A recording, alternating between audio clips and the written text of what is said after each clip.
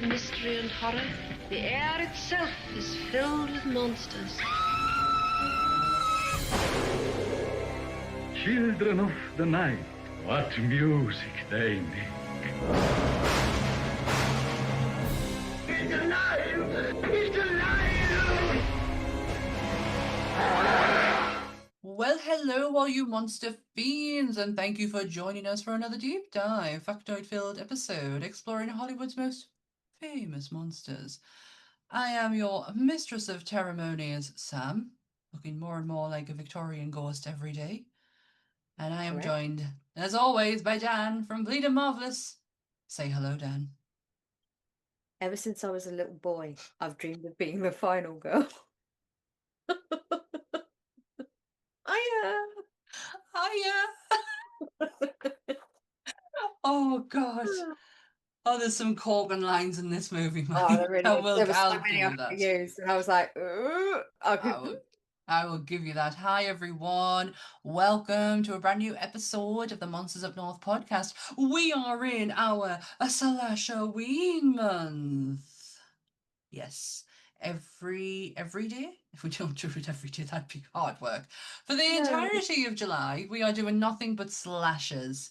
But each of us get to pick 2 movies, and the person who picked the movie has to do the episode while the other person just sits back, relax, and just takes it all in, and vice versa.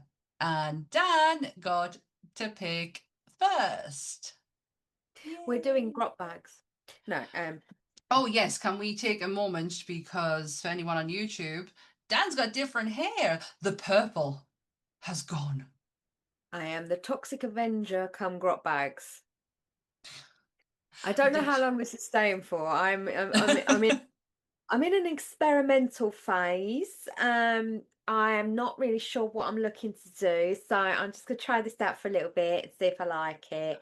But yeah, if not, I'll just go back to what I know. So, you know. In the comments, I want you to tell if Dan should keep the hair or not. I personally think she should, but it ain't my hair, and I can't make that decision. It's not a wig. Honest to God, it's my hair as well. It really is not, yeah. I saw it after it was just done. It's her hair. I'll tell you what, it's the quickest transition from Child of the Damned to grot bags you've ever seen in your life. And for our international people, grot bags was a witch on a kids' TV show in the 80s and 90s. And there was this whole thing where a guy had a puppet of an emu, and you shouted, "There's somebody at the door," and he lived in a windmill, and it was really weird. And he died in real life because he fell off the roof. It's a very strange. He was buried with his emu. It's a very, very strange thing. Oh, but yeah, there's a famous video where he attacked Michael Parkinson with emu. So yeah, does it not make sense as to why we are okay with horror because we had that? There's somebody at the door. Yeah, my auntie looked like her. I was convinced for a long time that my auntie was grot bags. Do you remember the purple rinse? She had a purple rinse. I had it for a long time, didn't I? Let's be honest. Oh, not that. You had purple hair. She had the rinse. The purple rinse. The hint of rinse, yeah. The hint of rinse. No. But no, in the comments, let us know. Should Dan keep the green or not? I'm waiting for the inevitable photoshopping jobs from Chris. So I'm just. So you pull in the face now. I'm just gonna let them happen, and then just take it from there. See how it is. The inevitable Photoshop nonsense that's gonna happen. Because it will. Now it will. Yeah. But yeah, this week is Dan's pick, and Dan picked The Final Girls. So I'm going to do the disclaimer, and I'm going to hand it over to Dan. Sure. Everything discussed in today's episode is our opinions and our opinions alone. If you'd like to discuss anything from today's episode, please come and join us on our socials. You can drop us in the comments. You can drop us something in the comment section where we can have an open discussion. Jesus Christ. But what we won't have is anyone coming for us and telling us our opinions are wrong, because we can all agree to disagree in fandom. So let's keep it fun. Keep it kind, and keep the toxic behaviour out of nerdism. Don't be a dick. Simple. Just don't do it. All right. It's over to you, Dan. Hey, here we go. This is going to be interesting because it's one of those ones where Sammy takes the wheel to a degree and then I just blurt out bullshit. So I'm going to blurt out the bullshit. I'm not going to not deliver what you're used to, but it's going to be a different kind of bullshit. So, are we sitting comfortably, children? Are we? Are we? Then I I'm shall in it. begin. Picture 1980s camp at the height of summer and slasher season. Max, grieving the loss of her mother, a famous scream queen from the 1980s, finds herself pulled into the world of her mum's most famous movie. Reunited, the group must fight off the film's maniacal killer. Featuring Thais Sofamiga, Nina Dobrev, Alexander Ludwig, Malin Ackerman, Adam Devine, and directed by Todd Strauss Scholzen. They won't be singing Kumbaya. They'll be screaming Kumbaya no. Monsters Up North brings you the final girls. See, I pay attention. You have don't just shit all over every intro I have ever done. No. You see, I pay attention because did you hear that last word? Monsters Up North brings you. Yeah. The And you even final. did the brings you. Right. I listen. I pay attention. I went back and listened to the Fog episode just to get that inflection right because I knew I'm not ballsing this one up. Thank you. Nope, that was brilliant. Excellent. Yeah, final girls. Let's do this. So, with a budget of $4.5 million, which isn't that much in 2015, not for the amount of work I feel that went into this movie, which is freaking insane when we start boiling it down. Yeah. It had a limited cinema release, so it flopped on cinema that's release. so sad. It made 33.4 thousand. 1,000. Yes. Yeah. The gist of it was they only released it for a very, very short run in about 7 cinemas. It was something like that. It was next to nothing. And there was issues with the studio because originally there was one studio that was going to take it. They didn't want it. Sony took it, and Sony then wanted to break it down from an R, which it was completely edited as an R-rated movie.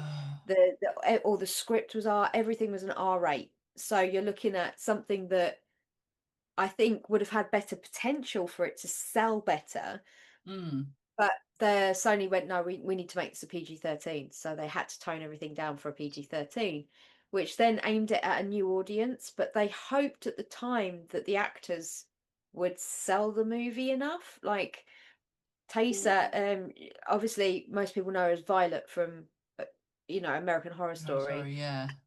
So they thought she would have it. And then obviously you've got Marlene Ackerman, who was the Silk Spectre in Watchmen. You've got Alexander Ludwig, who is Brion Ironside in Vikings. So you had like a list of, at the 2015s, these were kind of the very popular actors and actresses of the time. So they 100%. kind of put a lot of money on these guys selling it. But Sony didn't put enough time and effort into pushing it out because it won 7 awards across multiple film festivals. It was like it got great reviews from everywhere. It was nominated for 15, won 7. It was insane, absolutely insane. It swept really well through all the kind of like not cans, but those little horror festivals, that sort of stuff, and like movie festivals in the summer because it's technically a summer camp kind of trope, but not this whole movie. It's a whole thing. It's a whole. It's so special. It really is. I don't even know how I found it. It just that's what I was appeared. just saying.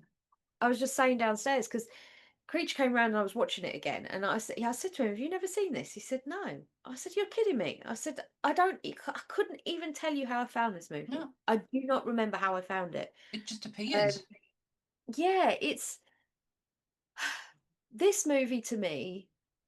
I wanted to do it because I'd never seen a horror movie that put so much time and effort into the colouring, the set, the sheer cinematography level. And I'm not talking about arty kills or the way, I'm not talking about it's not art house pretentious at kills. all. No, I'm not talking about insinuating someone's been gored out or stabbed, or there's blood that's put into a nice pretty pattern that you can frame. It's nothing like that. There is just something about the wide shots, the digital replacements. Just, I'm not a CGI person as a rule. It has its place, and I'm not diminishing it. I understand the need for it and stuff. I understand cost purposes for it. This movie suited CGI. It was used in a way in which I feel was beneficial, and that's the way I like to see Yeah, CGI. was It was for beautiful. the sake of it, and it Yeah, probably yeah. wasn't needed, but it just elevated the film for me personally. Because I remember coming away from this movie the first time I ever watched it, and I was like, "Holy shit, that was beautiful!"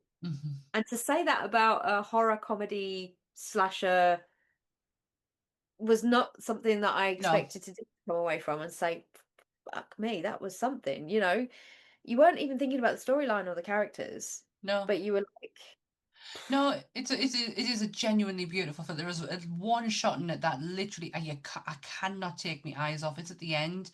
You got the yeah, church, you got them two, and you've just got this beautiful red sky, and it just in and out flashing this. Oh my God.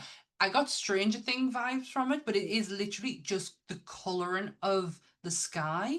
And I was yeah. like, that is fucking breathtaking. I don't even care if that is digitally done. That is beautiful. The other favourite shot I have, there's quite a few, but the other favourite shot I have is when Billy's jumping out of the house window, and it's a slow Mm. motion shot where he's on fire, and you see it from two angles. You see it from him coming towards the camera, and you see it from the side shot in a massive pan of him and the guys on the floor, and you see him just slowly Yeah, yeah. coming down. I mean, we'll get into it more, but the way that the cinematographer shot all of that, and then they went in and they did the color replacement, and they did in a lot of the shots that show the sky, Yeah. it's just been replaced with different colors to give you the idea that you're not technically in Kansas anymore, Dorothy. Do you know what I mean? There's this like Yeah. whole, they wanted to make it surreal enough that you knew it was fake, but not so surreal that you can't identify with where they are, you Yeah. know.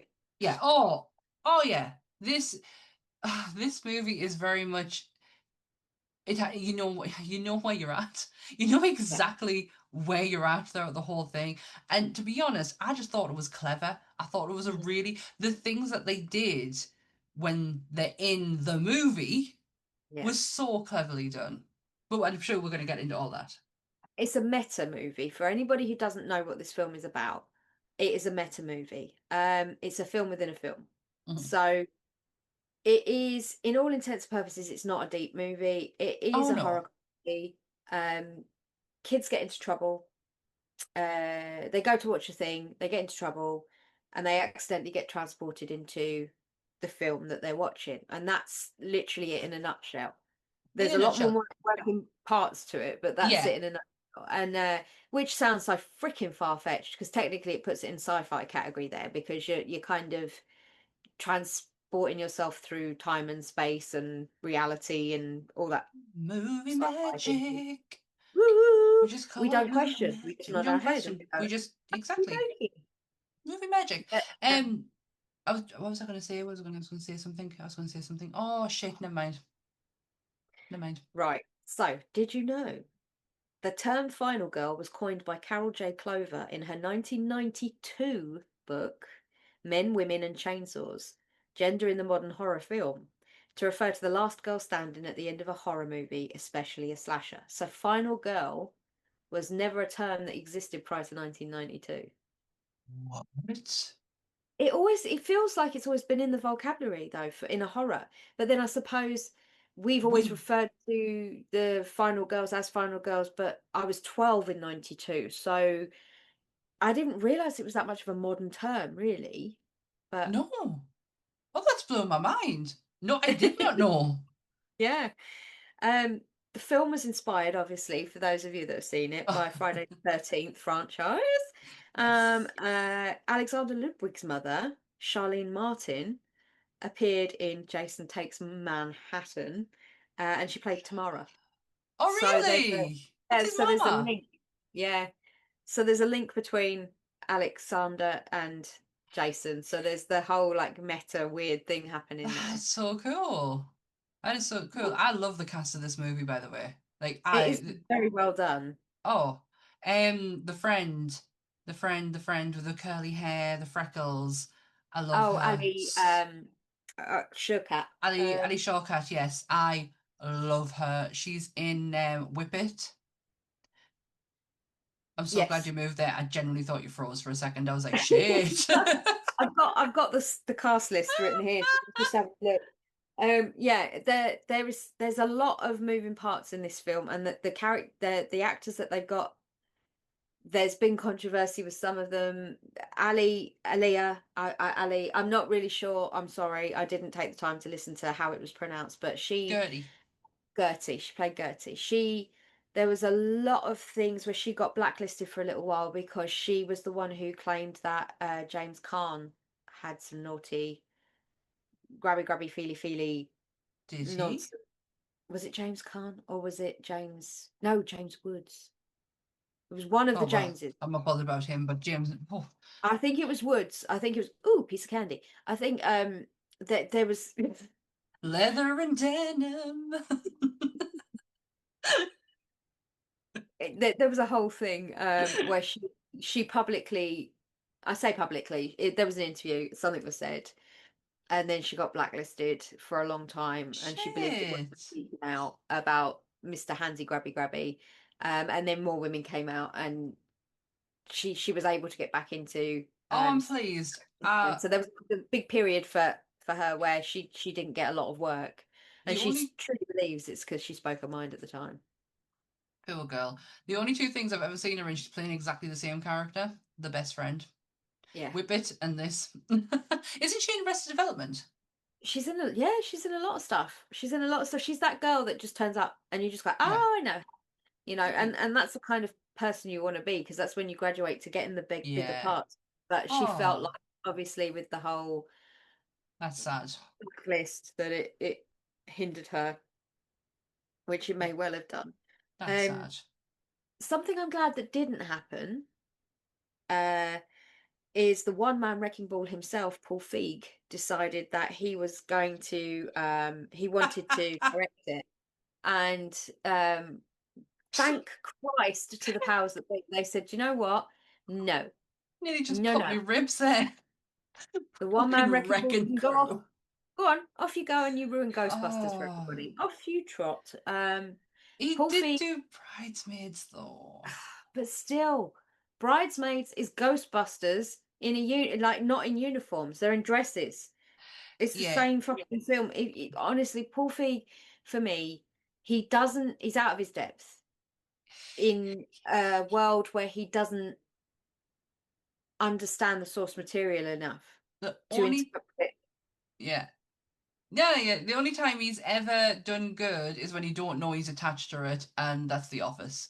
Um, he's directed a whole load of episodes in The Office, but because you don't know he's attached to it, you don't know. But there's a chance I hate those episodes. So Probably, probably. there's a chance. I get the whole Paul Feig thing. I do. I I understand. don't hold it against the guy in the respect of that I will never watch a single thing he's ever done. I'm not like that hard and staunch, but I do believe that if you are entering the realms of a beloved nostalgic franchise, kid Yeah. gloves, do your homework, do your research, see what the people want, dip that toe.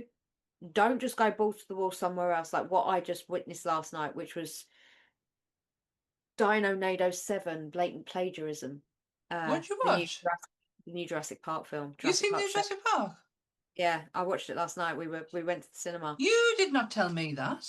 I have to say, take the theme tune away, take the logo away, and you've got a good monster movie. It is not a Jurassic Park film, and I know he intentionally Uh, went in. When you look at the Gareth Edwards, I think directed yeah. it. He said, "Oh, we want to rid the nostalgia. We want to get rid of all this, and we want to start anew." And And it's don't like, call it Jurassic Park. exactly. Firstly, don't do that. Don't use the music. Don't use the logos. Don't use any IP to do with it at all. And secondly, I'm not spoiling it when I say this, but there is a lot of possible moments where you can link them to the other films where you just Right. go, oh, that's a bit like that, or that's a bit like that. So him saying he didn't want nostalgia and he didn't want this and that. This is what I mean by Feig. He doesn't he doesn't give me that kind of guy that cares, which is fine. If you've been given that amount of money to not give a shit, don't give a shit. But you have to understand that that could be the end of your career, because people are not going to ever want to watch another one of your films if you ruin. Yeah. Technically, I say ruin. Ruin's a harsh word, but the majority of people will say. I just thought if they were taking Chris Pratt out of it, it would be a kind of a good film. But hey, what do I know? Chris Hemsworth. No, I went Jurassic Park. Oh right, I was gonna say I'm going Ghostbusters. I know. I was steering back to Jurassic Park, because I've got the song stuck in my head now.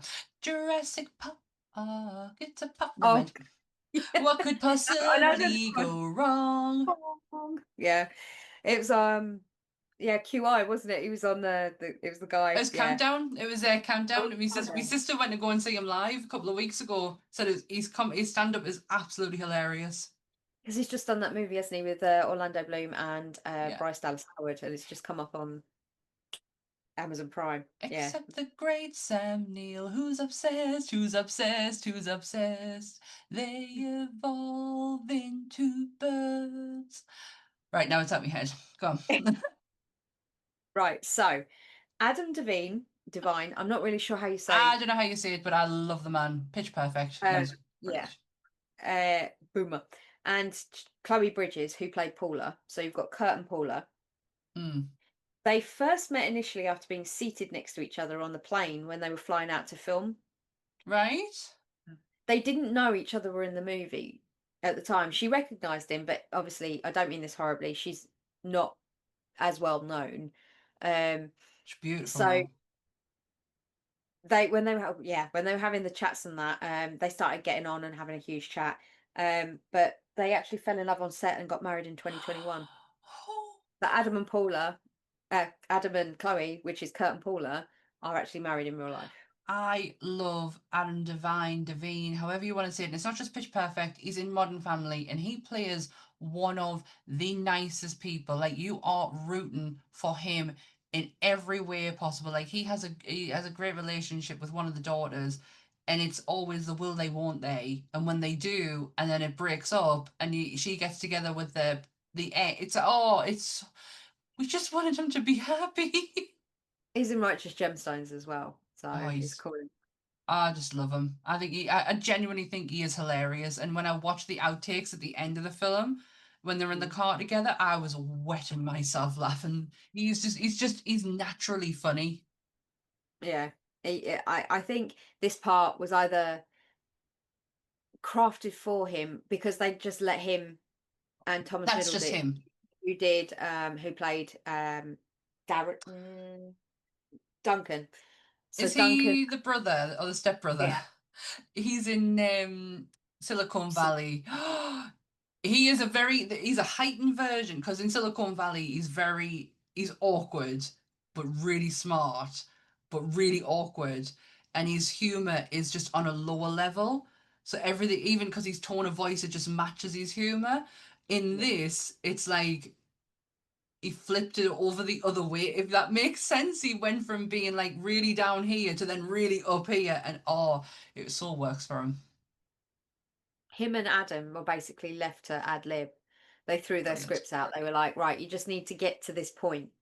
Don't care how you get there. We'll do as many takes as we need to, because a lot of people don't realize now when they do shoots, it used to be incredibly expensive for numerous takes. I mean, still time wise it Mm. is, but in the sense of that you're not using film. Film used to be a very expensive commodity to have it recorded onto actual cans of film.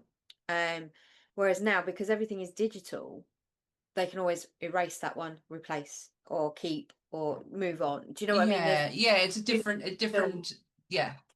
yeah, you can No, film multiple takes of the same thing and not have to worry about spending too much money on the actual physical filming of it. So amazing. there's no budgetary restraints in that respect. They might have been on time, so they would have said maybe, oh, we can only spend 20 minutes on this Mm. or an hour on this, or you know. Um, so that's why there's so many outtakes at the end, which I think is a I think it's genius brilliant. thing to do. It's so funny when Thomas, when he's at the trying to jump the rope, and he Oh, trips over and he awkwardly puts it back, but as he's walking away, you just hear him going, ow, ow, ow. But he's Peter Griffin as he walks away, clutching his knee. Oh.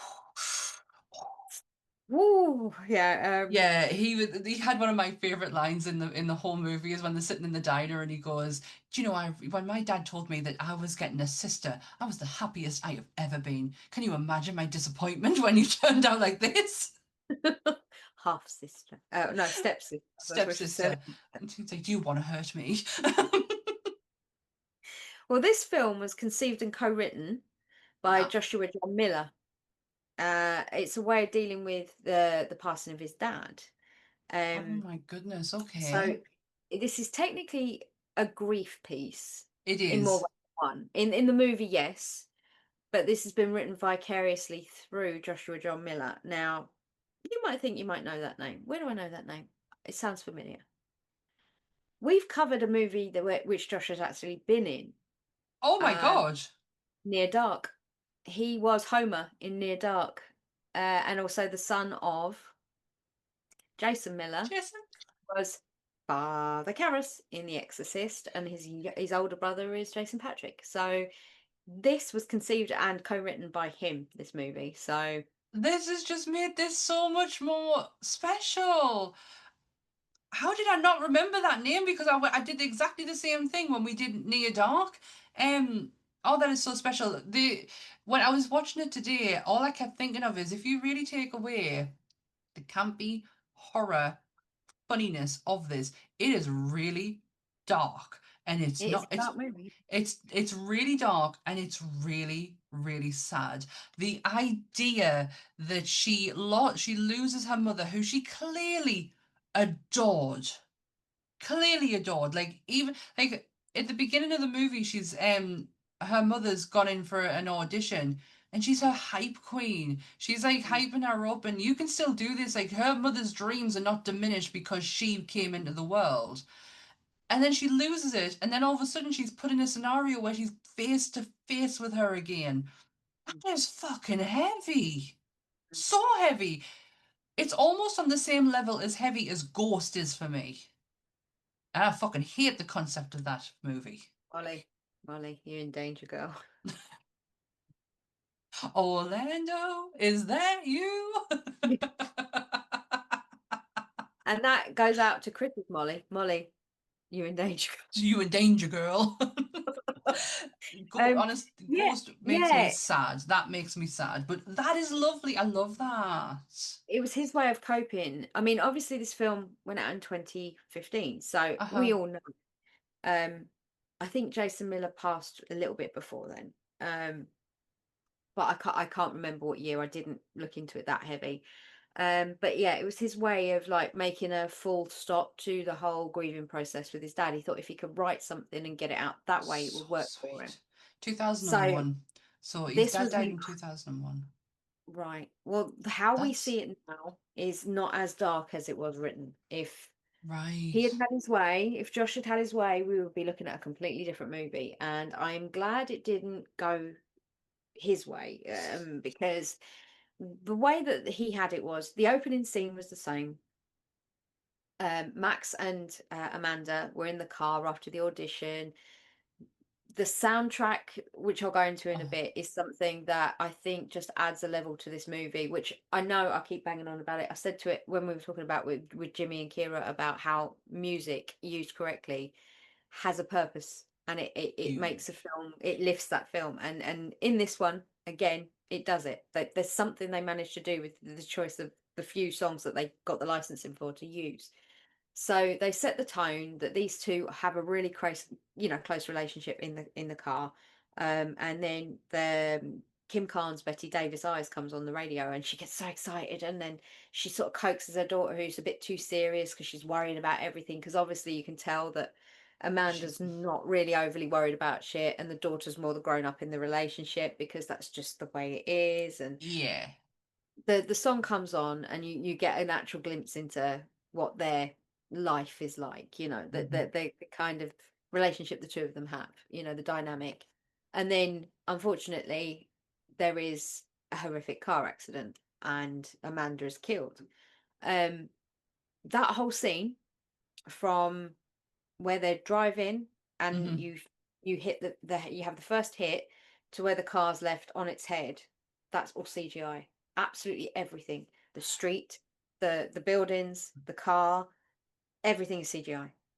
The whole thing. That is fucking None of that's done practically. incredible then, because when that impact happens, my stomach kind of went in.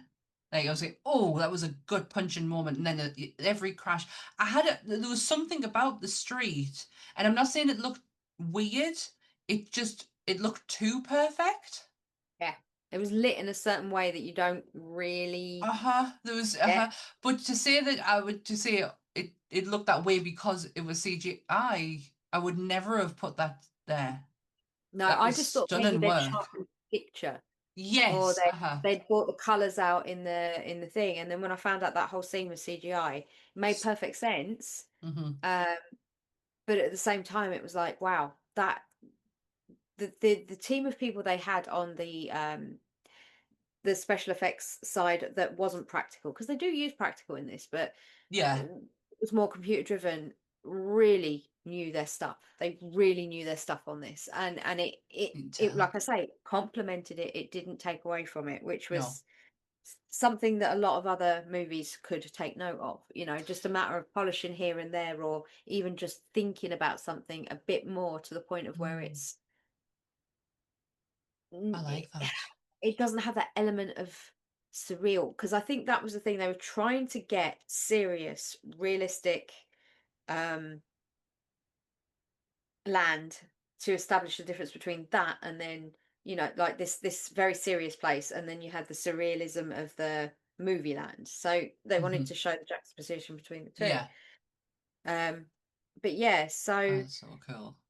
after the car crash, we're told that there's a 3-year waiting period. Now, in Josh's original version, 3 years on, this gets pretty dark. This is why it was written as an R-rated, so trigger warning for anybody who needs it.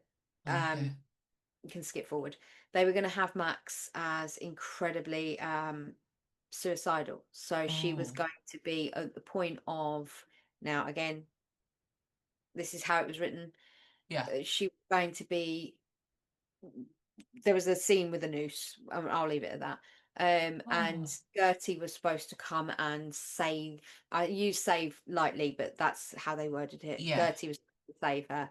And then there was going to be this whole thing where Gertie and Duncan got her to come as therapy to the cinema. My God, And Sony was like, look, fuck no. This, no, that's great. no, That's no. dark. It is, yeah, basically Sony was like, no, it's too dark. We can't. What? Why? Well, no, you can't ask Thaisa to go and hang herself from a, I mean, she probably it's, would have.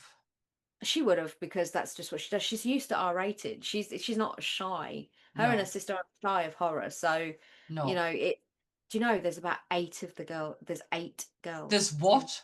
there's 8 Farmigas. Yeah. Shut up. Vera's the oldest at 51.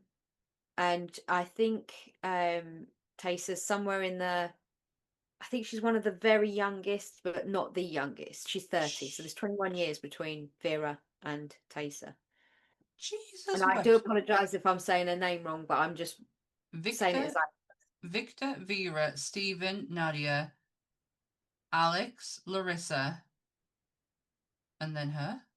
oh, she is the youngest. Yeah, so there's 8. She There is is the 8. younger. Yeah. Oh, actually, hang on.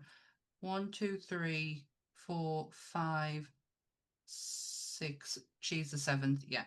Right. Yeah. I knew Yeah. there was a lot of them anyway. Jesus Christ, she is absolutely beautiful. I'm just looking at a picture from her in 2016. She's absolutely stunning. But her sister is the only reason I watch the Conjuring movies, and Patrick Wilson, because he's a bit of a But yeah, I'm glad they kind of ditched that whole idea of going down this real deep, dark storyline, Do you not because think that's I a progression of grief, though? oh god, yeah, this is definitely written from Josh's perspective of how he was feeling, clearly, and Mm-hmm. how he dealt with the death of his dad, and Yeah. how isolated he obviously felt. And it came very much down to that. And like Sony were like, look, we cannot sell that. Yeah. you know, And and you can we kind of get understand why in one oh, 100%. But if you start, your dad died, what did I say, 2000, the early 2000s, yeah. and you started this treatment of this movie or this idea, and yes, he probably wasn't like the worst possible place any human being could be, and it obviously clearly shows in his writing, but by the time it gets to where, oh shit, this is becoming a thing, that really isn't where you are right now, Mm. if that makes sense. So it's kind of like it evolved. I get Yeah, it, but I get where he came from yeah, originally. yeah. So it was a very heavy original script before the meta thing happened. Oh, I'm so glad it went the way it did. Yeah, so basically it cuts to the fact that she now lives with her aunt. It's 3 years later. Gertie comes, picks her up. They go to a root beer diner, and they're having a conversation with Chris, who is Alexander Ludwig, and Oh, it's very clear that Chris really fancies her, isn't he and lovely though? Gertie's winding her up, and he's not your typical jock guy that you'd think he'd No, play. You know, he plays this part really no, well. He's just a guy that she goes to school with, just a normal guy. There's no subset with him. He's not a jock. He's not a nerd. He's not a member. no. He's not, he doesn't You have couldn't a, place him. yeah, he doesn't have a subset, which I think is nice because I feel Hmm. people would, there was some scenes where they were going to have him with his shirt off, in the movie, and they decided against it because they felt like it would make you choose where he sits within the realm. So you'd lean towards Jock because Alexander's built like a brick shit house for Vikings at the time. Yeah, But under his shirt, he's quite ripped, and they were like, it makes him firstly look way older than we need him to, and secondly, it gives off the idea he's a jock, and we don't want to label him with that kind of, yeah. I get which, that. yeah, because you want the people to exist in the same space, because if you start separating jock, goth, nerd, they're never going to exist. You're into faculty, you're into the Yeah. faculty where they have to, they're Yes. forced together, whereas these Yeah. guys have to be It felt established as natural. a friend group in the first And it place. felt natural. It felt like a Yeah, natural friend group because not one of them had an identity where you go, well, you belong here and you belong there.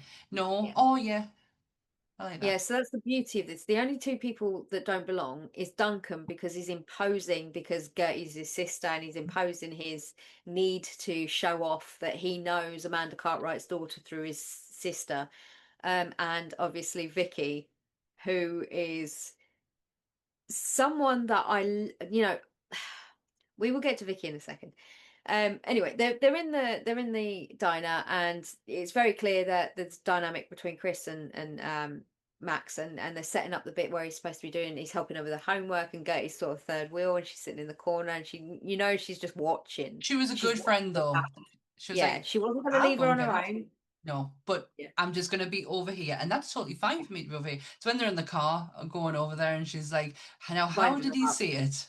Yeah, Now, did yeah, he say I would like you to come help me with my homework, or come and yeah. help me with my homework?"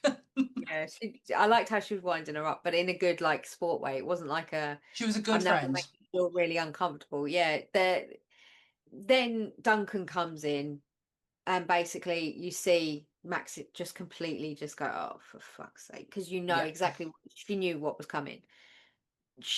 Duncan comes in. He's a member of something called the Bathelites, right? yep, The Bathelites are a fan group for the movie Camp Bloodbath, which is the movie that Max's mum, Amanda, was the star lead in. I call her the star lead. I don't think she would have I been the don't star think lead, she. I don't think she was but given her her name is, status in the movie. But yeah. hey, she's She there. said lead on a CV, on a headshot. When you turn it over, it said lead. And obviously, he was so excited because she was a major player. So he called her, the lead girl. Yeah, And she had the bigger picture on the poster when you see the poster, when they go to the cinema. But you just see her die. She, like, inside everything, she just sinks. And you're just like, oh no. Because she goes from being lovely talking to Chris, getting excited, and then you just see her face and just, oh, gravity. But he kind of bullies her into going to the anniversary celebration of Camp Bloodbath being played It's at the such a it's so shit timing because it's also the anniversary of her mum's death, yeah, it's the and third year anniversary of her mum's death, and they have it as a celebration. Play both the movies, so I think he was just so carried away with the fact yeah, that he was there. He wasn't thinking anything no, more than that. no, So no, no, no. He wasn't thinking of her feelings for damn sure. yeah, and it was the minute when she went to walk out, he was like, "I know you're failing school. I'll do everything, every last bit of homework for you if you come do this for me." She was just like, "Okay." And you could tell that was just like, thank fuck someone's going to help me with this because I can't, like Yeah, she's given up. She's given up. And you can understand why, that's a lot of trauma to be in an accident like that and then also have to and lose somebody. And yeah, and to be honest, she looks like she's got her shit for all she may not have certain parts of her life together. Her and her mind seemed pretty intact. yeah, She was I think they were dangerously close taking her to that stereotypically angry girl. They she didn't cross that line, and I was no, pleased. yeah, she teetered on it at Hmm. that in this scene where she storms out.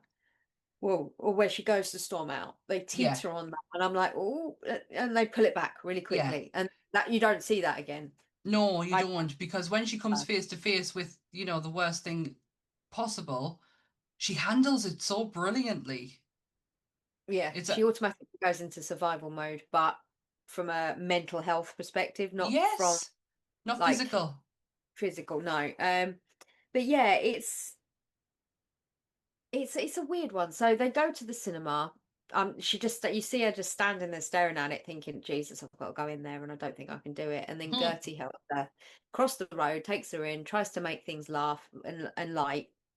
And then all of a sudden you see Chris, and he's like, "Oh, I'm here for moral support," and it's just like, "Oh," I and didn't so want you you to think, do this "Oh, on this your is own. nice." Yeah, and then like Gertie's like, "I'm going to get popcorn. Bye, see you, love you, bye, love you," and leaves the two of them there to have a little Hmm. chat. And you sort of get the fact that these two do like each other. You can see it's not one-sided, and you think to yourself, right, okay, this is the love interest, right? We're here. Then next thing you know, you see Try Hard Vicky and her boyfriend Tyson pull Oh, up. Uh, we've all known a Vicky. We've all yeah. known a Vicky.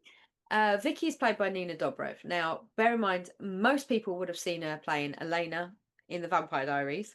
So you're used to seeing this very serious kind of, I would say she's very serious, love torn, love sick Don't know her.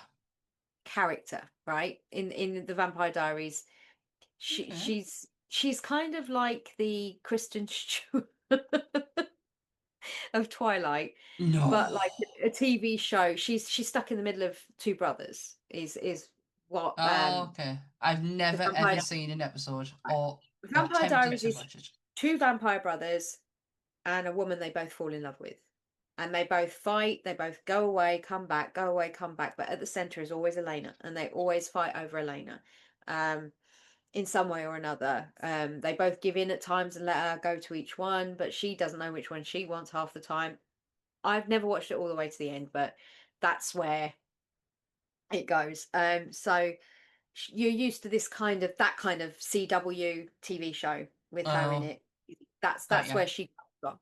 So you don't have this element of light-hearted inflation of kind of like a stereotype. I think she does really well with this because I haven't seen her in anything where she's played this kind of funny bitchy person. Like in the other stuff, she's the nice girl. She's the Max in the other movies, where in the TV show. Whereas in this, Vicky is She's is like to behold. she's Cordelia from Yes, yes, for Buffy. Yeah, hmm 100%. yeah. Yeah. She comes out with the one-liners that are gonna scathe you and rip you to your core, but at the same time she does it with a smile on her face Yeah. and does it with like complete Yeah, like innocence. she plays it so well. It's especially You can clearly tell there's a barrier up there, Yeah. and she's not going to knock it down until way later in the film. And you manage to get that from like very few lines. Like you find this out. Her character arc starts off so well because you kind of get who she is within like Yeah, 2 scenes, not even 2 scenes, like minimal dialogue within 2 scenes. Like the first one, where she pulls up with Tyson and she's talking to Chris, who coincidentally they split up about a week before, her and Chris. So Chris is a fast mover, I'll give him that with Max, but she is the way she says to him out the window, "Oh God, do you think I look at your Twitter? But you've lost 3 followers this week." And he's just like, oh.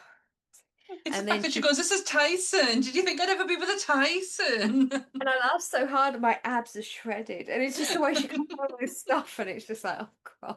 We've all known Vicky. We've all I known liked that her. try hard. We've all known that try hard girl, Yeah. or boy. That Oh yeah. everybody sees it except for them. That Oh they're trying yeah. to pile it back. And then literally you go into the concessions area of the cinema, this next scene. This is where Duncan trips over, really hurts himself, does his impression of Peter Griffin. But you get the scene set with what Vicky's trying to be. Vicky's like, yeah, I'm going to apply to all my standby schools like Cornell and Stanford, and I don't want to half-ass those. She's being all pretentious, and you Yeah. can see Gert standing there like, What? well, I don't care. And you can Mm. see Chris is standing there going, okay. And Max is just like looking at Chris. She's kind of now fixating Yeah, that she's in a bit he of a doesn't bubble, see isn't him. she? Like, So yeah. if I have to be here, I'm going to concentrate on him and Hmm. nothing else. Yeah, I'd because be fine Duncan with tries that. to persuade her, doesn't he, to do the Q&A, and she's just like, no. And Gertie like tries to stand in between them, and she's like, you're being weird. Stop Hmm. being weird. This is weird. You need to just stop. Um, but yeah, that sets like this whole thing where he's got her through the door, so he keeps chipping at her, Duncan. And I don't Mm. think, like I say, Duncan doesn't have a malicious intent. I don't think he's It's just so in any excited. way. Yeah, it's the excitability of having her there and being able to go, Hmm. look, I told you she'd come. She's right She's here. I bought her. It was me. I did this. Yeah, It's that yeah. mentality.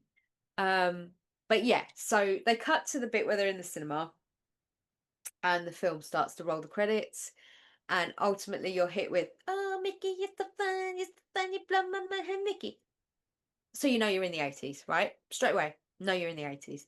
And you see 2 people in a VW camper van, Kurt and Tina, and they're driving up the path, going to the new camp, and all of a sudden you see Nancy wake up in the back, and Kurt's given her this sexy eye in the wing mirror.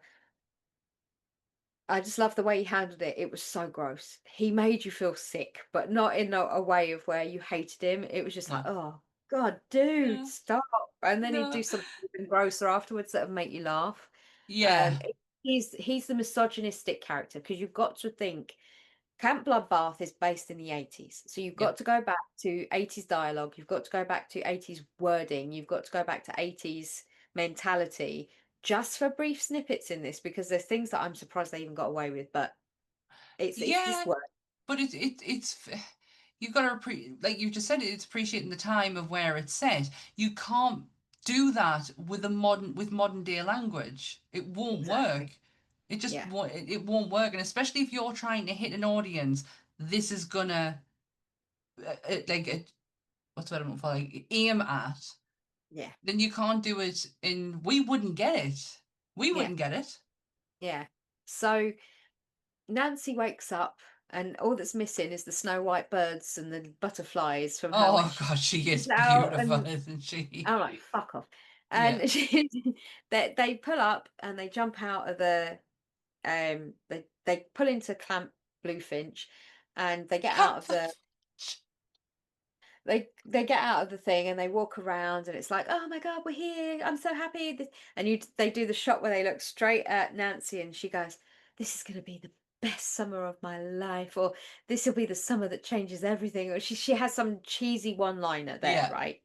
And she then walks off, and she meets up with Blake. Blake's the typical character with the ghetto blaster and the TGI Fridays braces, with all the badges on, and he looks like an extra from TGI's with a kid and Oh, play haircut. And he's like, "Oh, your guitar's the choice," and she's like, "Cool, you look bitchin'," and it's like, "Oh God, we're still using that term." Right, okay, I didn't know we were still in that word, that yeah. that kind of vocabulary, but What I would have liked is somebody to take a look at Sleepaway Camp and look at the costumes from that the men and really apply them to this movie.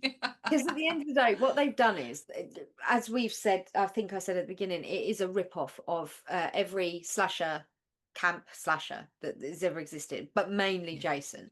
Oh This is a yeah, you could rip-off yeah. mainly of the Friday the 14th, 13th. Oh dear, added a day there.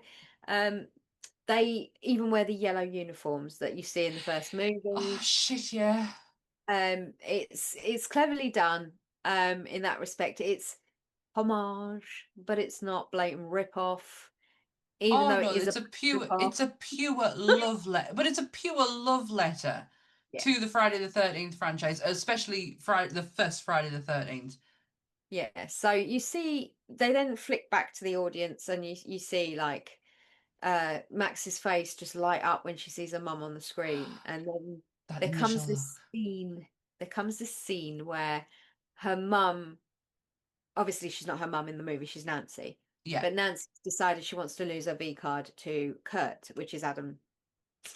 Adam. divine, And divine. I'm telling you now, when you see the bloopers at the end, I don't know how many E. times they must have filmed some of these scenes, because It's when he walks in and goes, "I'm too sexy for you, aren't I?" yeah, was this too sexy? It was too sexy, It's and too he's standing there sexy. with his jeans round his And he's ankle, just like, he's just and thrusting away, going, "This is too sexy. I'm too sexy. I'm just too sexy." I was just like, Jesus Christ, I don't know how I they love get to. him. I love But him. yeah, there's the scene where obviously we go back to, for those of you that have any understanding of what Jason, the Friday the 13th franchise was about when it started, it was about morality. It was a morality horror movie. You Yes. don't have sex because you'll die. Stay a virgin and you will live, right? It is the oldest trope in modern horror history, right? So this is woven within this. So anybody who has sex or is sexy or does anything remotely sexy, um, You're gonna die. protagonist Billy will come and kill you, basically. So there's this weird scene where she's starting to lose her virginity to Kurt, but then Kurt disappears and she's got a bra on, her shirt's open, but you don't see anything other than the bra. And then you can see that Max is very, very uncomfortable, which I don't blame her, because that would be really fucking weird to watch your dead mum have sex with somebody else on screen. Yeah. And obviously, because she was about to die at this point, this is where Nancy's swan song was supposed to be. She was supposed to be killed here Yeah. by Billy. So Max decides she's had enough. She wants to get up and walk out. And in doing so, the audience, somebody in the audience dropped some alcohol, and then somebody decides to smoke a blunt in the middle of the cinema because, Because apparently why that's not? what you do. Why not? Um, America. I wish you Apparently, wouldn't do that. I wanted to um, continue. so it happened. So yeah, the whole movie theater goes up in flames, like, because of course there's curtains everywhere, like Well, yeah. walls, of course. So they all get together, the group of them, because they're all watching the movie, and they turn around and say to Duncan, is there an exit door behind the screen? He's like, yeah, we just need to get through it. And they manage to like rip off a bit of something, cut a hole in the screen, and step through it. So in doing so, they find themselves inadvertently waking up on set in the movie. So they've stepped into the movie. Yes, this is fantastical. Yes, this is ridiculous, but I I don't don't care. care. I really don't care when it I comes don't to this. care. I So don't give a shit. the thing about this film as well is, when it got to this part, the it was scripted that they stepped into a Technicolor world. The writers were initially horrified when they showed up on location and discovered that the crew had taken their words literally and decorated the forest with artificial flowers and made it look the way it does.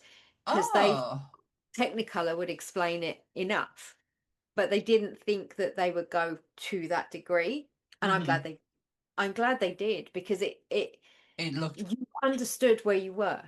Oh, you knew instantly you're in that film. You've just spent enough time with watching that film that you're like, "E shit, I'm here." And it's fake. Everything is But fake. It's movie fake. but Flowers. also, I don't know if this is just a me thing that kids have that imagination where they're like the movie is behind the screen in the cinema. Yeah. And Like it's my like dog, that. there was dogs behind the TV that were in the Mm, TV, so they hmm run behind Where the are wall. they? Yeah. Yeah. Dumb kid stuff. But make it actually happen. Yeah. So they all wake up and they realize something's a bit off, and then all of a sudden you hear in the distance, "Oh, Mickey, you're the fan," and you see the bus drive up, and Tina pulls over. "Hey, do you know where Cam Finch is?" And all of them just look absolutely gobsmacked and completely The confused. colour is And drained out of their face at this point. yeah, but at this point, there's 5 of them. You've still got Chris, Duncan, Gertie, Vicky, and Max. So there's Yeah. the 5 of them standing there looking absolutely confused as hell. Yeah.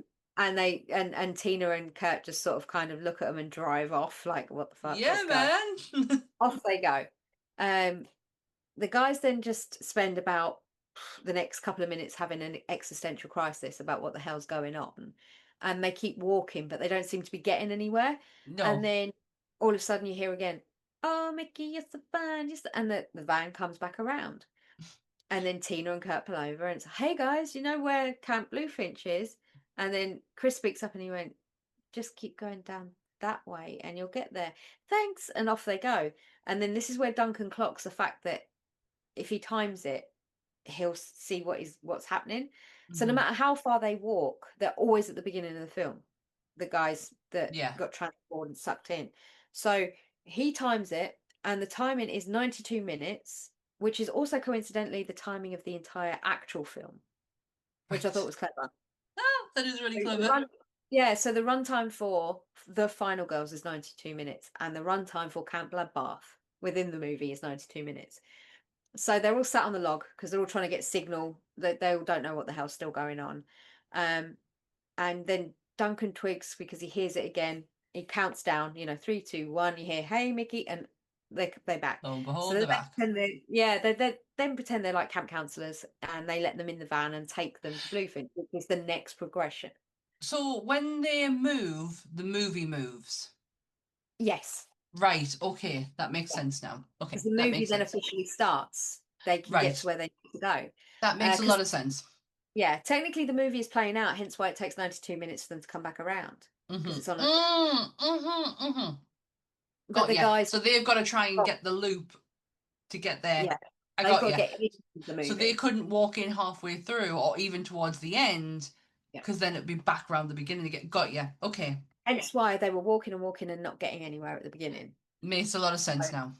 Yeah, so they end up going on to Bluefinch. You see the beginning of the film like you would in when you were in the cinema. It plays out pretty much the same dialogue, same everything, except for there's 5 people that look really weird and don't belong that get out, and they're then having this dilemma where they realize that people are going to start dying because the hippie walks off to go into the forest to find the backpacker to kiss him and then get killed by Billy, and they realize, "Oh my god, this is a real person, she's going to die." And Mhm. Duncan's like, "No, this is a movie, who cares?" Blah. He gets really excited, and let's just let it play out, and they're like, do we tell them? They have this moral Yeah. conundrum of whether they let the actors know that they're in a movie, but they're not. This is a weird thing. They're not self-aware. None of No. this is the bit where I think it gets a bit. I don't think they must have made the decision it can get too overcomplicated, because in one way, if they were within the movie, you would expect to see cast and crew. You would expect to see the self-awareness of the character to know that they were an actor. Mhm. But when they go into the movie, the characters are the character and the character only. They're not aware of their No, um, of their counterpart of the actual yeah, real life because he asks the guy asks Gertie, "Am I real?" And she's like, "Well, yes. In this moment right now, you are very Mhm. real, but not Yeah. outside of this moment."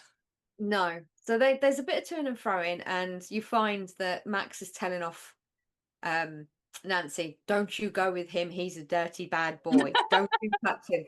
You know, she's telling off her mum, say, "Don't do that." You know, she's trying to give her a heads up without telling her she'll die if she sleeps with him. Um, and then Duncan makes the thing where they realize they've got to follow through with the film. They've got to follow Yeah, the plot line and get to the end, because Paula, who is the rebel rock chick, is the final girl in the movie. right. Yeah. So they're like, well, if we follow it and realize, you know, we just got to go through and make sure we stick with her and we'll be fine, which is a perfectly normal assumption in given situation, I would think. Follow the Hmm. final girl. So they don't. They then decide what they're going to do is they're going to watch what happens with Hippie Girl and the hitchhiker and Billy. Um, and Billy's really confused. He kills them two, and he Yeah. turns around and he sees these five things. Something here should not be. You know, he's very sort of standing there, Oh, and he's aware. he knows what's happening, but it doesn't quite compute yet. He's like Hmm. taking it in. The thing about Billy is the mask, right? I was The intrigued mask by that. itself, right? I've written it here somewhere. He, the guy that did the mask is Michael Broom. He was completely I know the uncredited. name. Yeah, completely uncredited for this. But he is mostly known for working on things like The Orville, Alita, Battle Angel, The Walking Dead, Watchmen, Love Country, and the most important creature designer in the world on The Mist. Not The Fog, The Mist. He designed the monsters that we see. I wouldn't know, Dad. I've not seen it. We did the fog. So we're talking about this guy. I mean, that's just a few of them. I His know the name. IMDb is absolutely insane, and he developed the mask for Billy. Hmm. Um, now basically, it It's a looks good like a cross mask. between a tiki style totem pole Yes. deity Totem. and a That's frog. exactly what I got from it. Yeah, and a frog. It's kind of got this weird Oh my proportion. gosh, yeah, yeah, that's what I could. Yeah, Do you know, if you really like look at the mouth part, very Gilman. yeah. Very It's stretch they out Gilman. wanted to make it um unrecognizable from any of the pre-existing masks that are out there, but they Yeah. also wanted to make it look completely ridiculous at the same time. So they wanted to use something from the what was out there. Now, when they pull into Bluefinch originally, you'll see two totems that hold the Bluefinch sign up. And when they get to the cabin is Ah. a two-story cabin which they built specifically for this film, because none of the cabins that were on the site, which was a old Girl Scout site, none of them could do what they needed it to do. So they erected this fit for purpose building, which they left and donated to the Girl Scouts after after they went off the movie. Instead of tearing it down, they left it there for them. And Oh.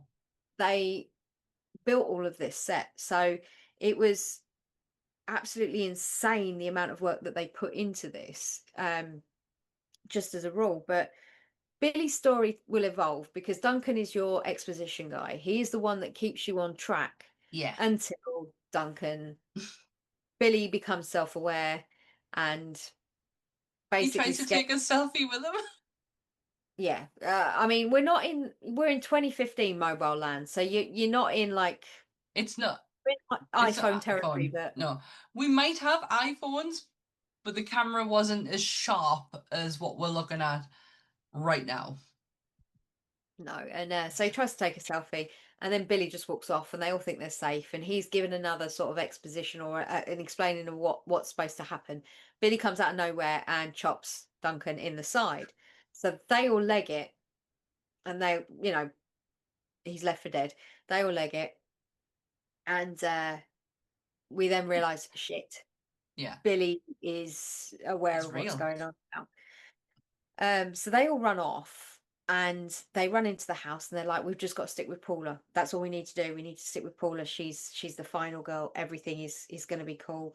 we've just got to follow the plot of the movie, and whatever happens, we'll just go with it, you know. Yeah. And this whole time, Vicky is being a complete bitch, but one of the stereotype bitches, so you still kind of find her a bit funny.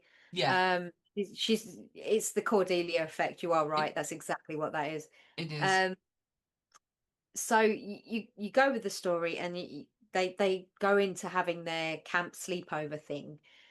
So this is where the flashback takes place, This where you is remember so Billy. fucking genius. This is genius. So you get Billy's story. So she goes back and she tells you about how when Billy was a kid at camp, he got picked on because he didn't look like the others and he didn't act like the others. And you see Billy running into an outhouse, and then the camp counselors throwing a bunch of firecrackers in there and giving basically Billy suffered with third-degree burns from his head to his feet. Now there was a bit of to and fro in here because Gertie, she was given a whole spiel about autism when she's Mm. talking about how she's not a virgin and she fell in love. She had sex with the guy who was autistic. He was very romantic. And then you get Blake going, "Oh, I dig that." You know, there's that whole nice little conversation they have there. Well, they were going to go into detail about maybe Billy having learning difficulties or some kind of level of mental Yeah. ambiguity. They didn't specify in the I'm quite pleased it didn't, because it didn't need to make it yeah. about She that. put up a fight. Basically, Alea put up a fight, or Alea. She said, "No, no, Yeah. we are not doing that. I am not gonna go down that. You can No. allude to it, that's fine, but don't put me in a position where those words have to come out of my mouth." No. So thank God she did because it worked really nicely. I think it worked really well. It works brilliantly because this is where they're trying to stop everyone from having sex, isn't it? Like you all Yeah. just the no sex whatsoever, and the girl who is absolutely wild when they put her in the Yeah, this is what happens. The flashback happens. So you see Billy turn yeah, into you see his the story. his origin story, and you see him go take revenge to the eight camp counselors that turned him to who he was. So he killed 8 of them, and that's where Billy's origin story starts. So you see him make the mask. Now they made a few of the masks because it had eyebrows in one of them. No, no, no, no, no, no, no, no, no, no, And the no, no, no, no, no, cast no, no. started, yeah, the cast started referring to it as the Eugene Levy mask. Shut The up. bebés did not Yes. like the bebés did not like the mask. So there's only one shot that exists in the movie with the mask with the eyebrows, which is when Gertie's at the window and you see him behind Yeah, her. She doesn't see him. You can't see it greatly, but that's the only scene that shows the mask with the eyebrows. it's After that, weird. Michael remade a completely more usable mask without the prominent eyebrows, without like, Oh my God, I've just noticed Michael Myers has eyebrows. yeah, he does, yeah. Why? I would never even think that is something that I would need to go and look at. And now I've just looked up. I've got a picture of him right there. He's got eyebrows, or he's got the no. He's got like the marking of where his eyebrows would be. It's Yeah, there's weird a because like they turned the mask inside out, didn't they? Of Shatner. yeah, that's right. Zoomed in It's front. weird Yeah. because my white cat looks like he's got eyebrows and wears eyeliner. He's a goth cat, that's what it He is. is. He's total Um emo cat. um yeah, so there was talks they wanted to kind of obviously we all know it's Jason that he's based off of, but they were trying to originally in the original rough script, it was going to be Cropsey from The Burning, which was my first horror movie. Oh wow, okay. So they were But did he trying wear to a burlap sack?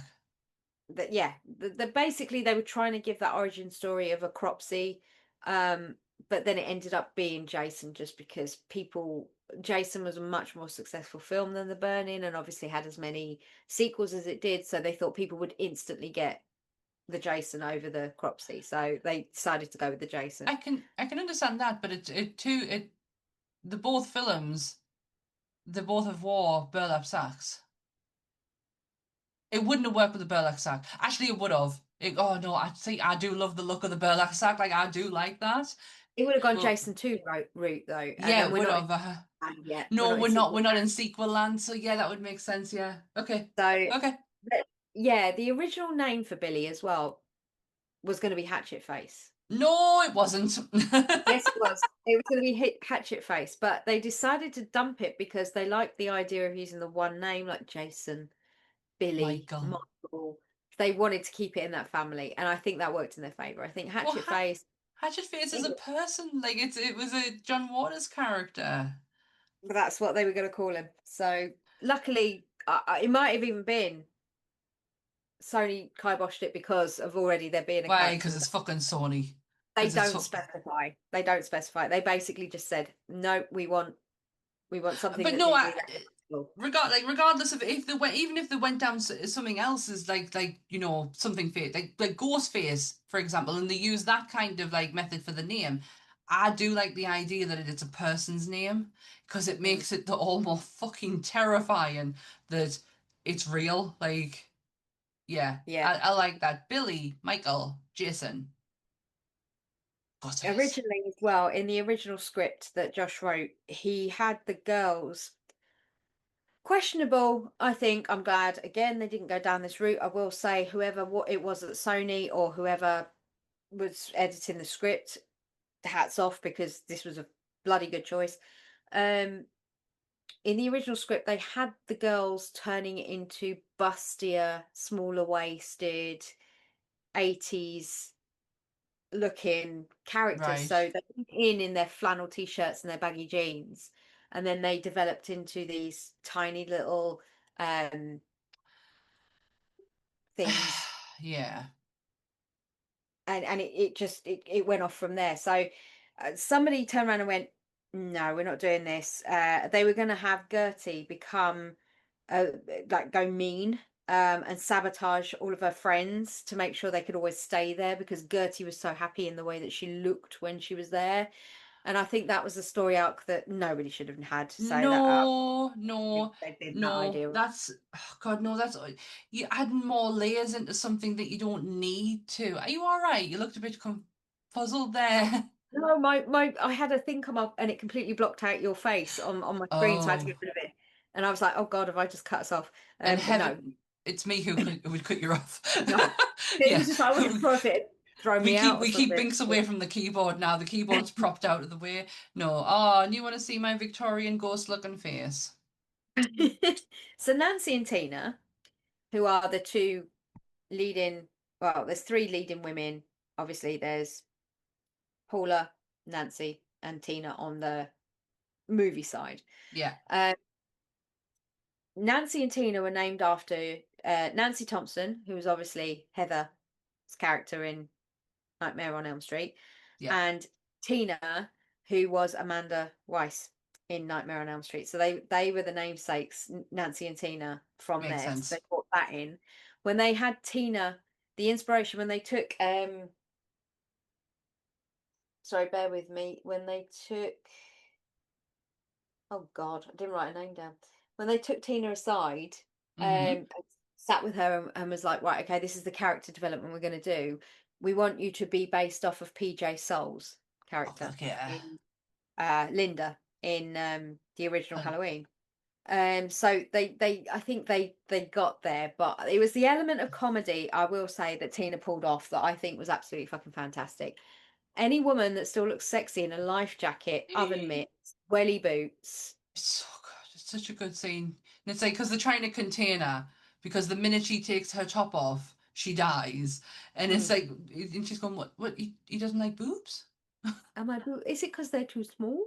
Um, but like I have to give a nod out to the death of Kurt and Paula because they freak out after the flashback scene because Gertie comes back covered in blood because she accidentally gets splashed with it when they're watching this Watching the scene, flashback, yeah.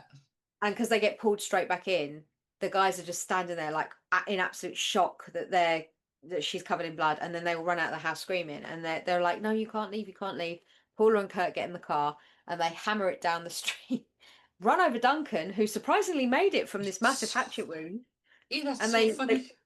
they run him over and they carry him down the street, and Paula then crashes. This was a practical effect. where they crash the You car into the you truck. could clearly tell, yeah. You could tell But the difference. Kurt's exit from that vehicle was every bit of comedy that you need in a situation like that. Not only have you just seen Duncan be completely totaled, you're seeing Adam Levine fly out in a Superman suit, and then his entire legs wrap around his head like a contortionist, and he lands face down with his legs hanging over his head like this, completely bent over the wrong way. He's like proper pretzels. And then Paula screams, and then the car explodes into a ball of fire. But they're all And telling Duncan, just wait there, stand there, because he stands up after being hit. And they're like, wait there, stand there, and then boom, it goes. yeah, and it's just like, oh wow, that dude really doesn't have any luck in this.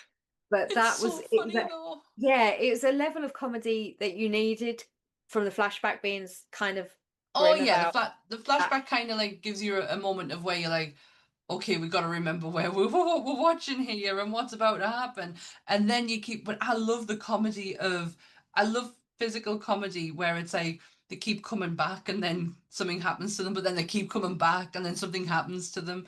I do. I know this sounds ridiculous. It's in not another teen movie. The love interest who keeps getting hurt at the airport and he's like trying to do the whole love speech, but he's just, oh, it's fucking hilarious. My comedy taste is weird and I understand that. We all like what we like. But yeah, it's just one of those things where it was needed at that point, so it worked well. And then they were like, right, fuck, Paula's dead. She's the final girl. What the hell do we do now? We need to do something.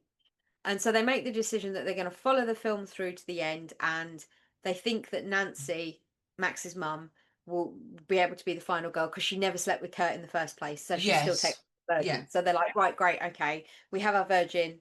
We'll just let Nancy push through and hope for the best. Get to the end of the film. In a succession of events, it doesn't pan out that way. Blake gets, oh God, yeah. All right, okay. They set up this like booby trap situation within the cabin, and then they decide to let Tina go balls to the wall.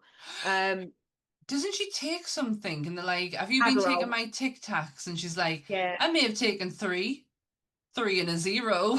They give her basically she eats her Adderall, which is ADHD You meds, see medication, yeah.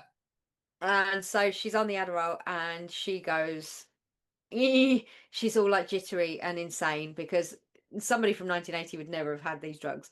So No. she doesn't know whether she took 1 or 10 or 15 or 20. So at this point she is in her own planet. She is off her tits. So yeah, so they say to her, right, they're like winding her up and ready to let her go. Do you know what I mean? So they knew they needed to lure Billy in, and the only way they knew to lure Billy in was for someone to get naked, or someone to have sex. And they looked at Tina and they were like, okay, well, Tina, you've got to do Go your for it. striptease, your sexy striptease, so you've got to do it, to go for it. And she's like, she rips off those other mitts, sends them flying, the wellies are off, the life Such a jacket good is gone. And yeah, as they pull Billy in, they the worst thing about this is the way Tina dies. It is Yeah. just like that would be how I would die. I'm convinced. Not the striptease, the turnaround trip and then get my head stuck in a bear trap. No, You know, that's me. That yeah, I'm not. Yeah, I'm dying by my own stupidity, not exactly. anyone Yeah. else's hand. Yeah, Uh-huh. I totally get that. And I always said that if the apocalypse happens tomorrow, I'm dying because it's my own fault. It's not because I got, I managed to get got by a zombie. It's me. I did it. Yeah. So Yeah, I Tina's I back am on her Tina in ship. this.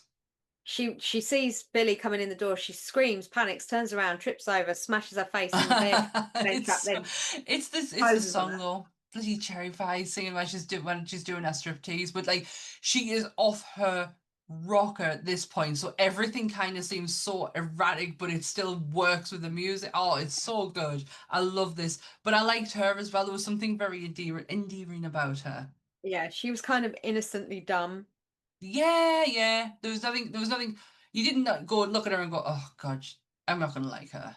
Yeah, I mean, I can't imagine spending a day with her would be my Fuck ideal no. response. But like, No. yeah, she was kind of a lovable character. So then at this point, Yeah. they've got Billy in the door, the totem poles come down the booby trap, and they've secured him. They hit him with the big totem pole, and he's secured to all of the stag horns that were on the back of the door, and he's impaled on the back of the door. So Blake then does his gesture of kissing Gertie, and then the grand gesture of kissing her, and then I'm going to be a hero. And he walks down there, and he tries to take the machete, and ends up being gut to chest. Goes in, pulls up, and then they do this weird pan shot of the camera where the whole thing turns upside down, and you see like all the realization upon sort of Max's face, like, oh, well, this has gone horribly wrong. This has not gone great. Because don't they try to escape with a flashback? Don't they get the Nancy to start saying the flashback speech so the flashback can start taking place? Yeah, and this again... is once they get out. That's once they get out. Right. Because the next to die is Gertie. She gets stabbed by Billy. Then Vicky decides, in her infinite wisdom, she tells everybody she's sorry for being a bitch, and then he explodes. She literally sets the cabin on fire and explodes it, thinking that she would burn Billy and they'd all die. Billy, obviously being the indestructible killer that he is, jumps out of the window. Now, this is one of the shots that I was talking about earlier. It is one of the most cinematically beautiful shots I've ever seen. He's on fire. He's a bloke in a frog mask. He's just jumping out of a window. But the way it is, the whole thing, the way it's framed, just the way the colors look, it's absolutely insane. The guy who was the DP, the director of photography, and the cinematographer on this, his name was Eli Smolkin. He most recently did Tarot, that movie that came out, and he did one of my favorite anthologies of recent times, other than Trick or Treat, which was the Watery Collection, and people need to see that movie. So if you go watch the Watery Collection, you'll see it's a very similar in the color realms, like how he likes to turn up contrast and make color a real picture. But this is where the panoramic shots hit, and this is where the actual impact of the final scenes really start to take place. And all that's left then is Chris, Max, and Nancy. So they're running off into the forest. They do they get Nancy to do the flashback to try and put Billy in. Give himself a bit of time. This is where then Chris gets shish kebabbed. He gets stabbed. So they managed to get him in the church. Nancy and Max are having the conversation about like, oh, what do we do? What do we do? So Max thinks she can take him. She gets stabbed. So they go back again into the church. And then they have the conversation of where Nancy realizes she's not the final girl. She realizes Max is the final girl. And she's like, I shouldn't have gotten to where I even am now. I've outstayed my welcome. You cannot move on till I go. And then this is where the grief part comes back in. You've got to let me go. This is something she says. You've got to let me go. Because at this point she realizes, even if she's not her mum in this movie, she realizes she's her mum at the same time. Like, she's not aware that she's the actress playing a role, but Nancy is realizing that she is Max's mum. Well, Max does tell her. Max lays it out all on the line that but she doesn't start with "you're my mum." She starts with, "This is who you are. This is where you're from. This is what you do." And you do, because I think at one point Nancy tells her, I want to leave college, and I want to do this, and I want to have a family, and I want a daughter, and I want me and that daughter to have like the best life and have, and then Max really tells her that you do have that, or you did have that. You had everything. You had that daughter that you were talking about earlier, and that daughter's me. Hey. But what I mean is she becomes kind of self-aware. She does. Because now I feel like that when the end with the dance. Yeah. And that's what it leads to, where she has with Max, and she's all like, well, I've outstayed my welcome. Let me go. Let me just go. And this is where the Josh grieving storyline comes back. It's where it loops back on itself, where it's like he's obviously right his dad to let him go, and it's the cathartic thing. And she goes out and she dances to their song, which is Kim Carnes' Betty Davis Eyes. Mhm. And she's standing in the middle of this field doing the dance to summon Billy. She undoes her shirt, so bra out. Billy loves a bra. He's not a boobs guy. He's a bra guy. He's Loves a he's bra. a kissing guy. Any kind of promiscuous activity. You might like the Billy's lace. yeah. Billy likes a rider. I like the feel of the lace. So obviously Billy appears, and then there's the realization where she knows she's going to go, but she's doing this very strange dance. I love this Um, scene. but it's such a happy thing. You don't really pay attention because you know it's the way she says to her as well before she leaves, I'm not an actress, I'm a movie star, which is something she said to her when Yeah, she was her mum. yeah. So for her to say it to her when she was Nancy, It was such a moment of, is pull it she back. fully? Yeah. Well, it's also that you're not too sure if she's fully aware or if she's just saying things that are conveniently fitting in place because Yeah. we want them to. But when she's dancing, there's such a the eye contact between the two, it's almost like a cheeky wink, like, Mhm. and like, I knew who you were the entire time you were here. And you've It got was this hidden just, thing. You don't need me. You know, no, you've got this. When you've I go, got you've got this. this. Uh-huh. Um, You so survived putting one foot in front of the other for 3 years without me. yeah, Like, it's such a moment, and just with that dance as well, it's brilliant. But this scene where he walks up behind her and you're not in it, you are Mm. out of it, you are Yeah. pulled right back. It's so beautiful. Yeah, because then Nancy gets killed Yeah. by Billy. And it's the instantaneous shot you see of Nancy's eyes closing and Max's eyes opening, and It's the Max way she suddenly stands like up. it's this superpower. It's like It's suddenly like she's supercharged. She knows how to use a machete. She fucking turns into sword. like a player in a game. You know when you That get sword switch. she just, Oh, no, you are totally right. Because that end fight scene, Mhm. when she then moves, I'm like, is she just doing this because she knows she's in a movie? And it's like, no, she's turned into, like, she's leveled up. Yeah, She's fully basically leveled up. that's what it feels like. She knows how to do this, that, and the other. She's got all these moves down, and this is where the other most beautiful scene comes in for me. Yeah. Have the purple mist, you've got the red skies, the blue lightning bolts, you've got the white church in the side, you've got the silhouettes of um Max and Billy, you've got the tree line on this side, so you've got the greens Mm, from that. You've got every time the lightning flashes, the whole screen just lights up, yeah. and it's the real level of beauty. And if anyone says, "Oh, yeah, it's Stranger Things," yeah, I can see why you got there, but I think this came before. Oh, So it's just the color palette. It's just the yeah, like, and I'm re-watching Stranger Things at the moment as well. yeah. Don't So know this why is I thought definitely timing that prior. right. I'm 99% sure this is prior to before you see that side, because I Yeah. don't think you see that side of it, the red and the purples, until I th- season 2. I think the mind flayer comes. Probably a bit, probably more in season 3, 4, maybe. Like, Yeah, maybe. so and that was a lot later than 2015, so I think these guys got it first. Yeah. Um, but it is such a stunning thing. And then she does the killing blow where she cuts off Billy's head and you see it roll off. Like we've I been there a love thousand that times with thud. Michael. Yeah. I Yeah, love we've that seen it a thud. thousand times with Michael. And so we're all not idiots. We all sit there and go, yeah, okay. I And then did instantly. I'm going, that fucker's going back on his shoulders. but then it's the surprise of the credits rolling in the background. I thought that was a genius move. It's it's not just that, it's the R-rated bit when it comes up at the end after the credits and they're standing there, it's like, oh, the movie's finished. Oh, Yeah, and Chris and her are like the only survivors, and they're looking at each other going, well, what the hell happens now?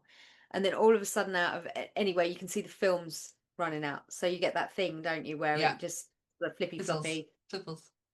They wake up, they're in a hospital, and she can hear talking. So she pulls the curtain, and everybody's suddenly there. You know, Duncan's there, Gertie's They're there. all alive! Huzzah! All in hospital gowns.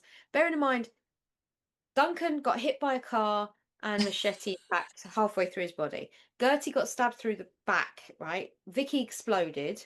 Mm-hmm. And Chris had a shank himself, and so did she. So I'm like, all right, okay, all right. We're living on that edge of Yeah. reality and like whatever this is. So they hear talking outside. So they all poke their head around and they see a nurse and a doctor. And the nurse is the doctor's sort of doing the trope where he's having an affair with the nurse. He's trying to look down her top, all this sort of thing. And then it happens.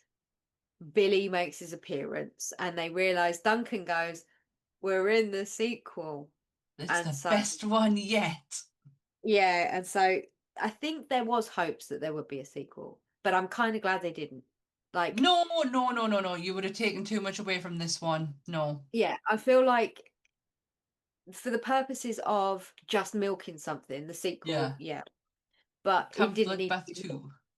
Yeah, exactly. Cruel Summer by Banana Nana Rama. Um, No, no, no, no, no. it just worked, and there was no need for any Yeah. more than. And then No, obviously no. that's where the film ends, and then you see the bloopers Oh, on the end. it's so funny. But what I loved in the hospital scene is where they're where Duncan's like, she's like, Duncan, you survived too, and he like lifts his whole gown up, and clearly he has nothing on. If you know a hospital gown, you fasten at the back, and you Yep. completely naked underneath that, and you can see Gertie just doing this constantly. Well, the soundtrack, if we go on to the soundtrack, Oh, there are fuck a lot yeah. of songs. You've got Betty Davis Eyes, obviously, which they originally were going to use Belinda Carlisle's Heaven is a Place on Earth. But I don't think No, it would have had the same. nah. There's something about Betty Davis Eyes, but I don't know what it is. It worked. It But was so. also, it was it works brilliantly at that end scene because it's the eye contact between the two of them. You're listening to Betty Davis' eyes, looking at their eyes, and having a very profound moment. So it does work brilliant. I'm not saying that it's a bad song. It's just that's a better song. Well, instead of Cruel Summer, they were going to have Madonna's Like a Prayer, right? But as we all know, Madonna doesn't like that song being let out for public consumption unless she has full control of it. Now, she said, no, no, no, you can't have it. You can have any of my other songs, but not that one. And as we Why well not know, that one? she's a real stickler for that. The hoo-ha that Ryan Reynolds and Hugh Jackman went through for Deadpool and Wolverine was insane. She does not allow that song on the soundtrack. Like a Prayer is not on the Deadpool versus Wolverine That's soundtrack. weird. She will not she let them use it, but she Uh-huh. let them use a version with Oh yeah. the extended bridge where they're at the end of Deadpool and Wolverine where they're holding on. Oh, it's You've so got that good. whole, it's not a middle eight, it's about a middle 27, but that whole Yeah. section in the middle where it's mainly instrumental, with a little bit of ooh-oohs or going off. Oh. She had to okay that version before they were allowed to use it because she is such a pretentious stick in the mud when it comes to that song. I'm sorry, Madonna, you're never going to watch this. I couldn't give a shit. Stop being so stupid. People like your music. Let them fucking use it. If they're If paying you you were for willing to it, let them fuck fucking it, use matter. Lucky Star and not that one, The I song's 40 fucking years old. You've made your money out of it. Why do you even give a shit? Do you know what I mean? It's like, I, yeah, I agree. it's not like it's a special song or anything. I mean, It's a good it's lost, song though. it's lost its It meaning to me. I had the Immaculate Collection when I was like late 80s, early 90s, wherever it came out. And I listened to that album every day. So, I like Madonna back in the day. I love the Frozen era of her. You know, when she's a her hippie look. I love that. Kabbalah. so did you want the kill count? Fuck yeah, do I? Fuck Right. yeah. 20 in total. Oh Billy killed 15 of them. That's the camp counselors and the movie camp counselors that we will. yeah, However, Paula died through the fireball. Amanda died, actual Amanda, the real Amanda, died in the car crash. yeah. Tina died through bear trap. Vicky, Vicky died through exploding herself. Yeah. And Billy was killed by Max. So there's Oh, 5 that were okay. individual kills, and then there was 15 that were all killed by Billy. So that was surprising. Yeah. I didn't think there was that many, but there was. And then I have 2 1-star reviews. Oh my goodness. This is We now a new segment. I love it. Let's do um this. Somebody called Neo left this 5 years ago. Why Hmm. are you copying Friday the 13th? That's even bad copying. Okay, that's word for word. And Neo. why you, as in why you, You. you. Neo, do you not understand? what homage means. No, this one came off of Google reviews, right? Are you stuck in the Matrix? Apparently. Now, the next one comes from IMDb, and this was a Okay. 1 out of 10 IMDb. The people that made it should be embarrassed, producers especially. I wrote that while I was watching it. And now, after watching it, I can say the movie was an insult for my intelligence. I mean, how big's your intelligence? 1 out of 10, just by that. But yeah, it was just one of those things where Wow. I tried to find funny ones, but I have to say on this, people took it very seriously. Like The Gunu. it's a horror comedy. It is a Yeah. movie within a movie. It's not freaking Inception, you know. No, no. But the It, Gunu, it's an IP that is incredibly special. It's incredibly important to some people's, horror etiquette, and I can understand to a degree, but also I'm not stupid. And I Mhm. understand what love letters, homage, and inspiration means. Yeah. So yeah, yeah. But yeah. So, what for you was Mm. what did you come away from with this movie? What was your verdict of this film overall? To sum it up in one word, this movie is fun. It is nothing but fun. But on a very deeper level, it is such a journey of grief.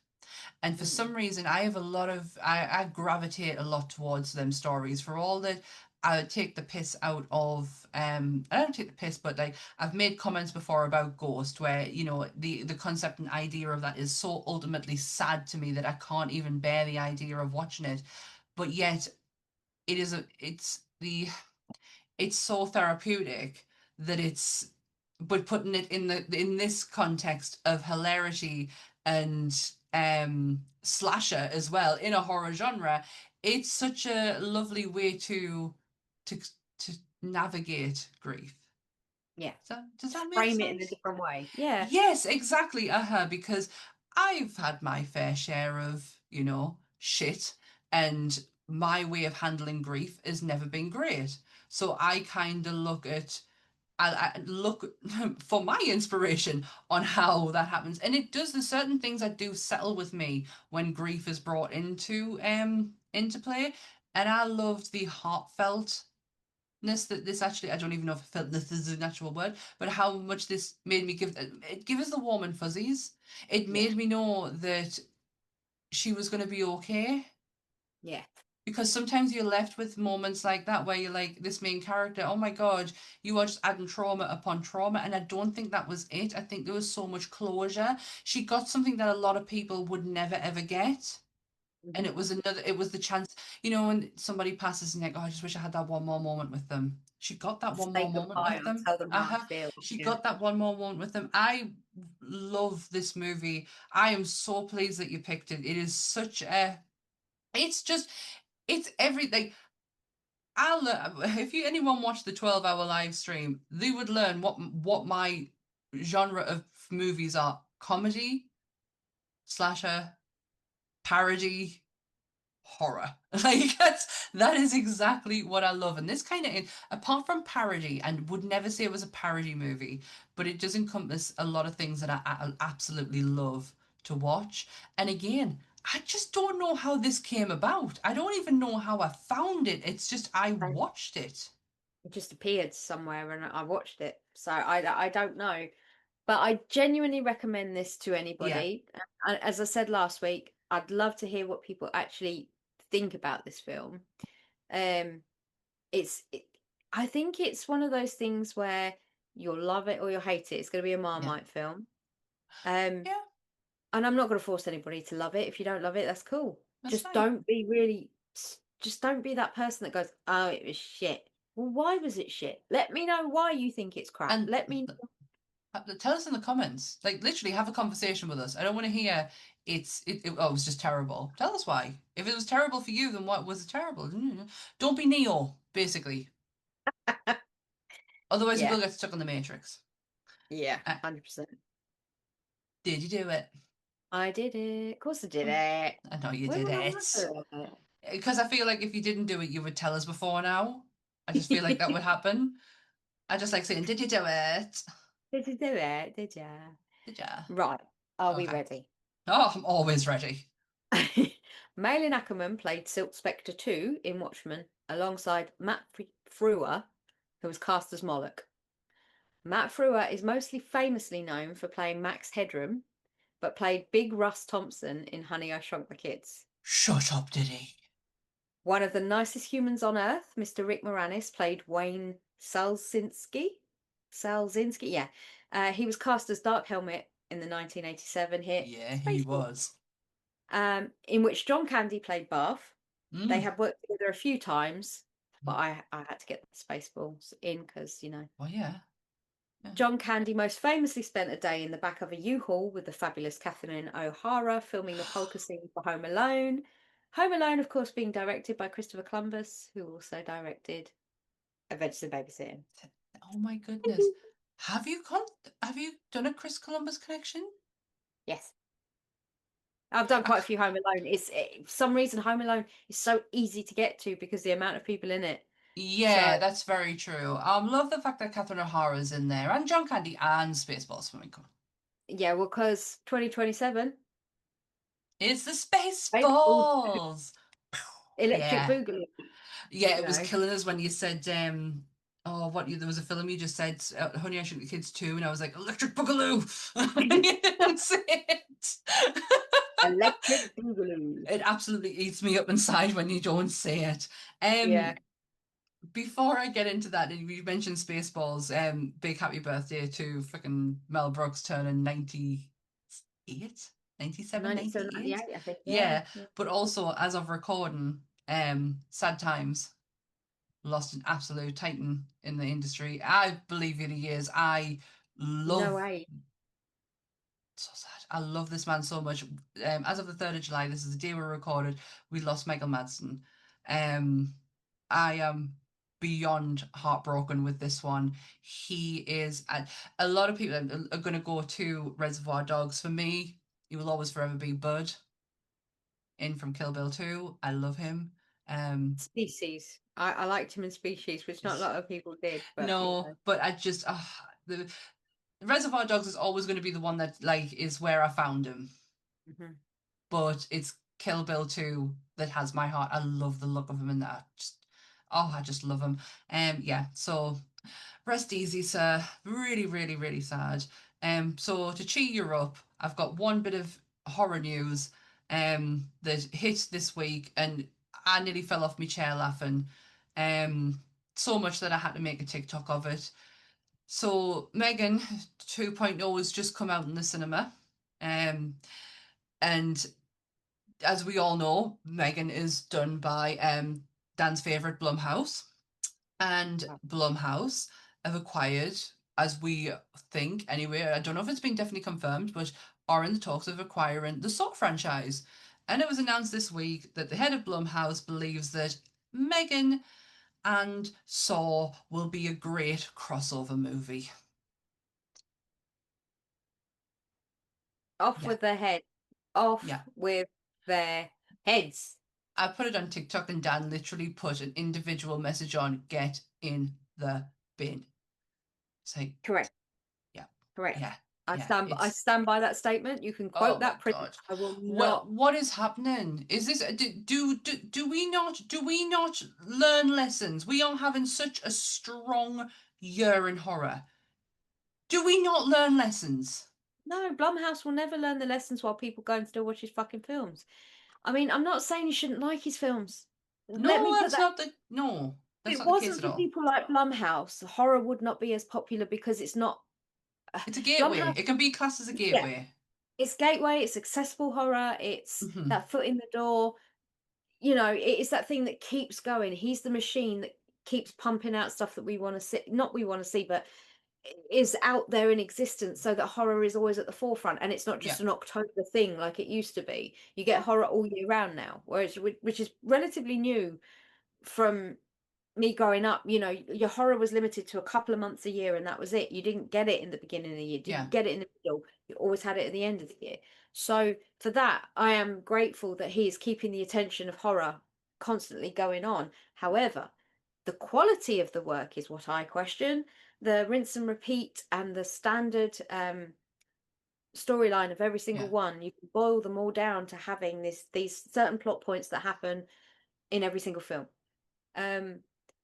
He will single-handedly ruin the Saw franchise, and you can argue that Saw has already been ruined. No. I feel about it, but for me, yeah, where they left it is where it should be left. We've got John's arc. We know how John felt in all of this. We've got a more human side of John. Him and Amanda set that part up. That was where it needed to be. His legacy is cemented. It's tied up all the loose ends. We know where we are with it there. What in God's green earth are you going to do with it now? Are we going to have Costas Mandylor dressed up as Billy the Puppet fighting Megan? Oh my God, it is, isn't it? It is, isn't it? I don't know where they're going to go with this, and I don't want to know. I am like, I don't need with my life. My life does not need Billy the Puppet fighting Megan to the death while running her over on his trike. You know, that's what they're going to do, aren't they? They're going to bring Billy alive, and that's no. It'll make it a supernatural fuck off thing instead of a torture. I didn't even contemplate what they could do with it. I was just the fact that they were thinking. The report actually says Blumhouse thinks this is a brilliant idea. I go back to the Jurassic Park quote. They're so busy about thinking if they should, they haven't stopped to think about if they could, or whatever that saying is. You know, they're not. They could. Because you can doesn't mean you should. Exactly. It's the moral conundrum. Just because that's an option does not make it something you should freaking well do. And to anybody that backs this, please do enlighten me in what way. Tell us. I'm happy for you to tell me how I'm wrong on this one, but we'll see. We'll see. Nah. Right. It's my turn. Next week. Here we go. I have been dying to do this movie since forever, and forever is 4 years because that's how long I've been podcasting for. This is one of my favorites.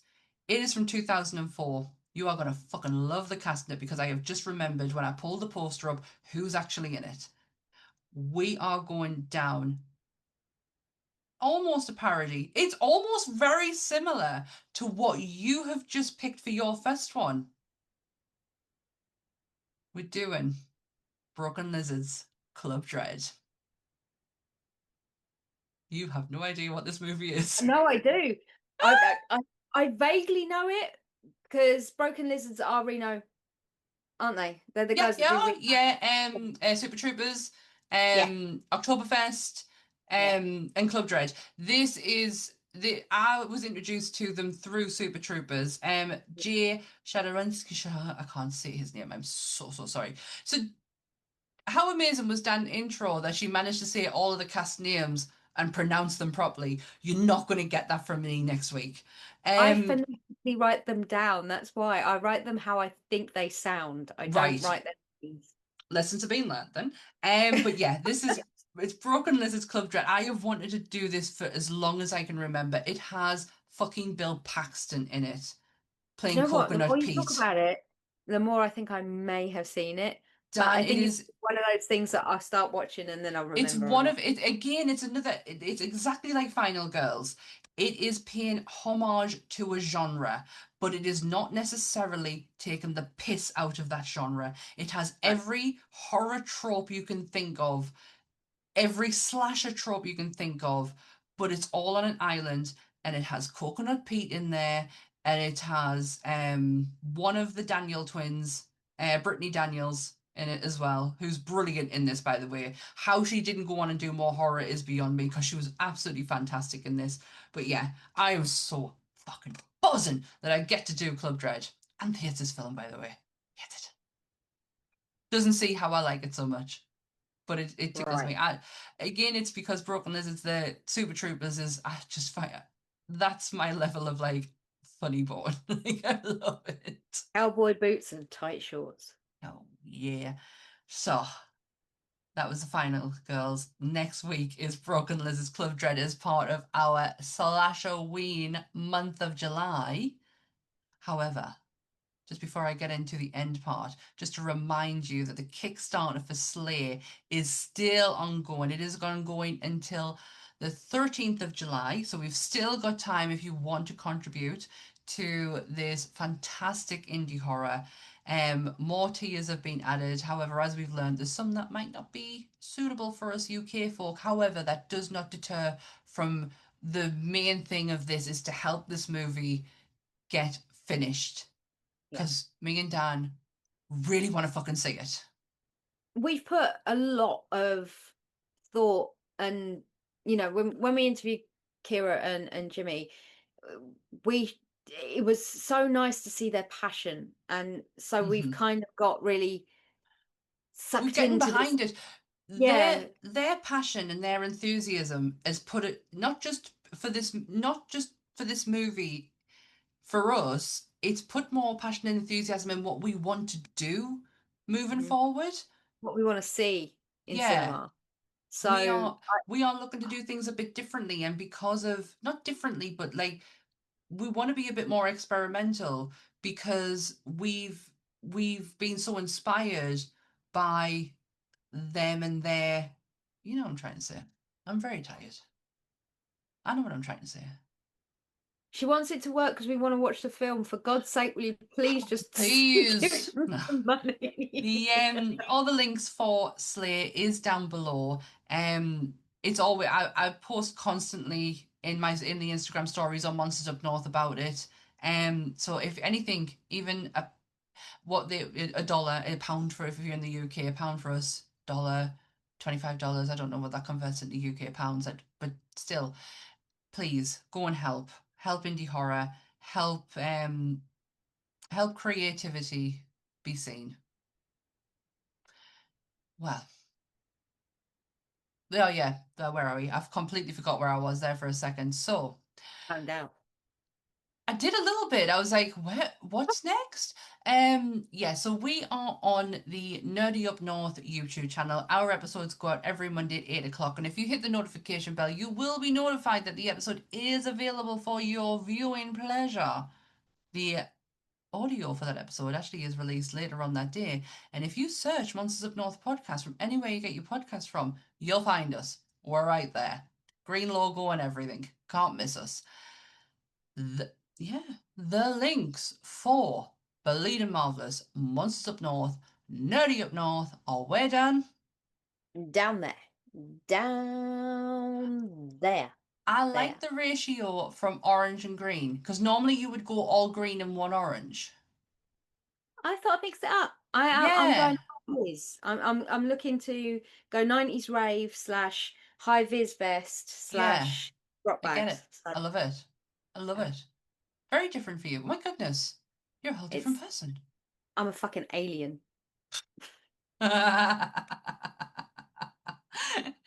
You know.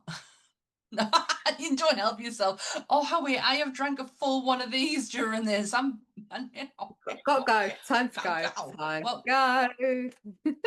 If there is nothing else left to say goodbye, Dan. If this is a dream, then there's a very strong chance that my dad's going to come up to us naked and offer us some pecan pie. But don't take any. It's not pecan pie. Bye! Stay spooky, everyone. Bye!